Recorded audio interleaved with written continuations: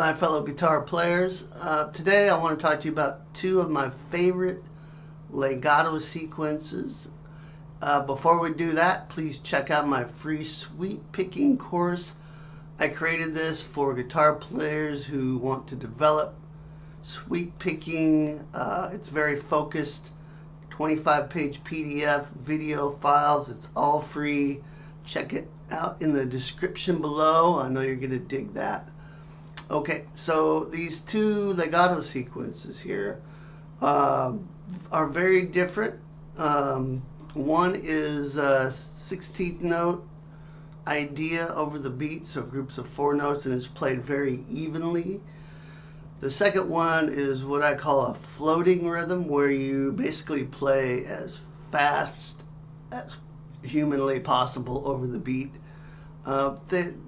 The main thing is to get the patterns under your fingers and then just kind of let them come out as they naturally do when you're improvising. But it's helpful sometimes to learn things like this and to try to play them over a jam track or some type of rhythmic groove, so you can get an idea of how you might actually apply this stuff when you're playing on stage or when you're jamming with your friends.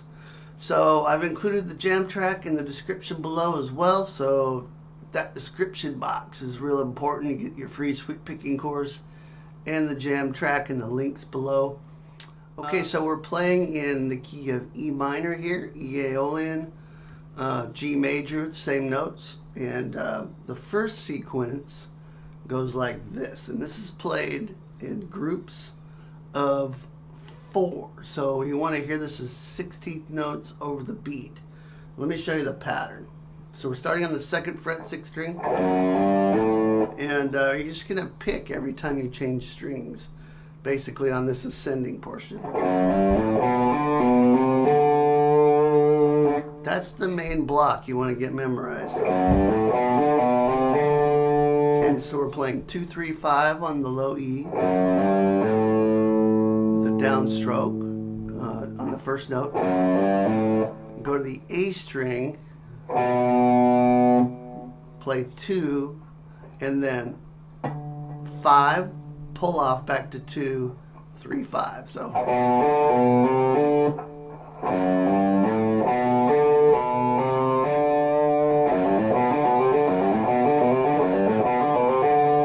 notice I'm just picking when I'm changing strings here. Okay, so we're going to take that same, notice this is 8 notes. 1, 2, 3, 4, 5, 6, 7, 8. That's 2 groups of 4. Then we're going to take the same pattern to the D and G strings.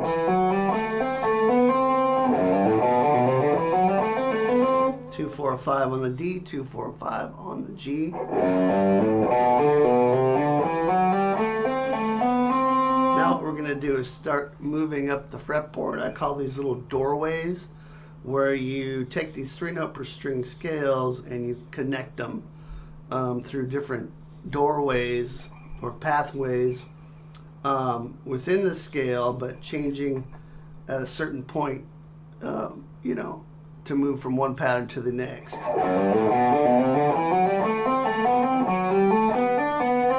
Okay, so here we're in 4, 5, 7 on the D and the G strings. Hopefully you can see I'm changing on the D string. I'm going change there with my index finger on the D string. These little transitions are really important to get down as far as how you're going to finger these, so that they can be really smooth when you play them.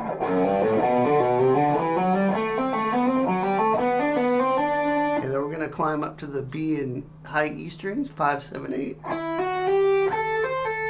and 5, 7, 8. So far, we've got this.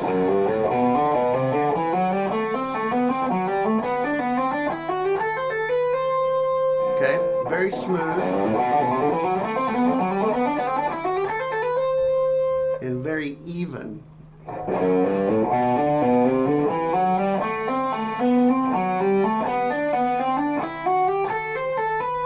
we're simply going to extend this pattern out on the top two strings. 7, 8, 10, 7, 8, 10 on the B and E. Same thing on the B string only. We're going to play 8, 10, 12. 8, 12, 8 on the high E, and then we're going to launch into the second sequence. So that's where the transition takes place as far as connecting these two ideas together. So let me play the first sequence all the way up.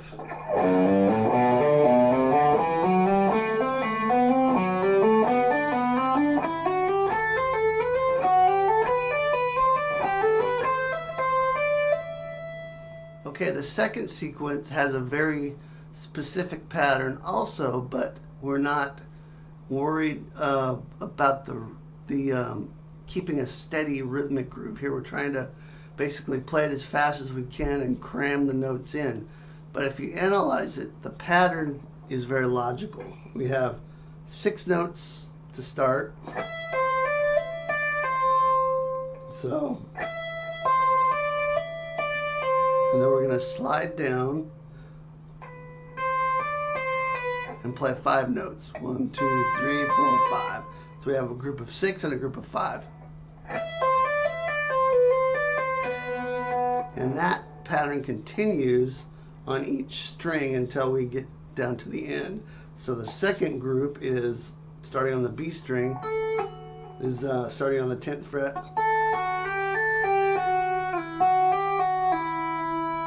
10, 7, 8, 7, 8, 7. 5, 7, 8, 7, 5. So now notice also that when I change from the E to the B string, I'm not picking it. This is where your muting hand is going to come in to mute the lower strings, so that you don't get a bunch of noise. If you have trouble with muting, I've got some videos I'll link to in the description below so you can check those out, which talks exactly about this idea. So anyway, back to this. We have starting on the high E, 12th fret. There's our group of 6, slide. 5, group of 6 on the B string. Group of 5. 7th fret G string. Again, no pick. 6 notes, slide. 5 notes. So even though you're playing as fast as humanly possible, to your hand and to your muscle memory, this will make sense because the pattern is very logical.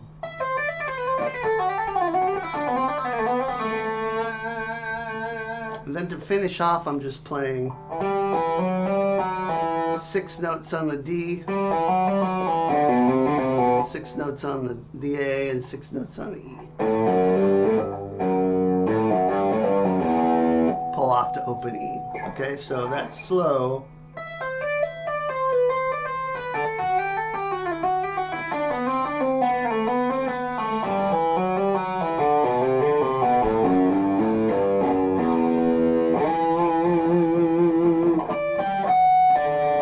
Of course, I had to throw in the John Sykes harmonics at the end there. Hopefully you can figure out what tune that's a reference from, but let me play the whole thing for you slow.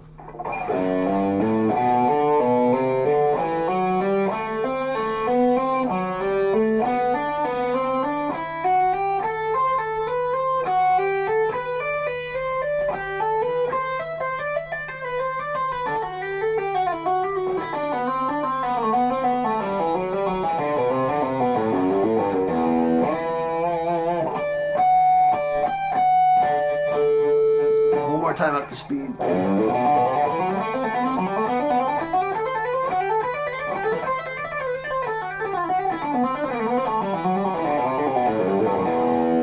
Okay, one more time up to speed.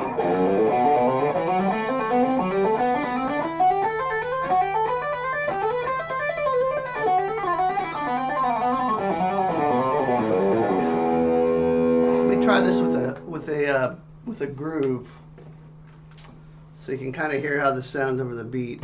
Let's go. The jam track's at 120. Oops. This is a Korg Toneworks drum machine, and it's served me very well over the years, but it's starting to malfunction a little bit. It won't let me change things very smoothly sometimes, but for this it should be good. So 120 beats is the tempo, 120 BPM. So 16th notes over that sounds like this.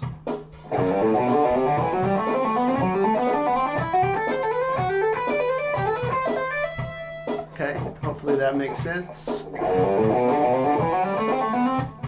1, 2, 3, 4, 1, 2, 3, 4, 1, 2, 3, 4, 1, 2, 3, 4.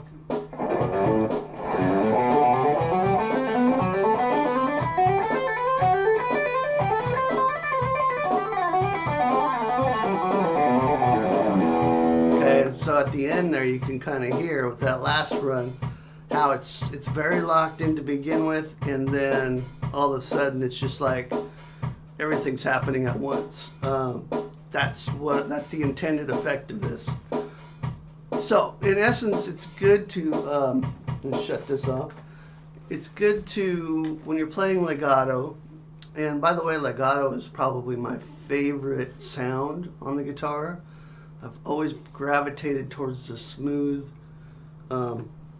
flowing lines. But when you're playing in that fashion, sometimes it can get a little boring if everything is very even. And so it's good to mix it up with little bursts of speed. And sometimes it's also the other way around, where if you're just kind of playing really loose with your legato phrasing, sometimes it sounds really cool to lock in and play those things very evenly. Sometimes guitar players have a tough time playing legato evenly because we want to rush. We want to rush some of the notes. So it's a good exercise anyway, just to try to play. Try to get that to sit over a beat and really lock in and pay attention. Okay guys, that's it. Again, make sure to get your free sweep picking course down below. Jam track down below. Please subscribe if you like this. There will be much more on the way. I will see you next time. Rock on!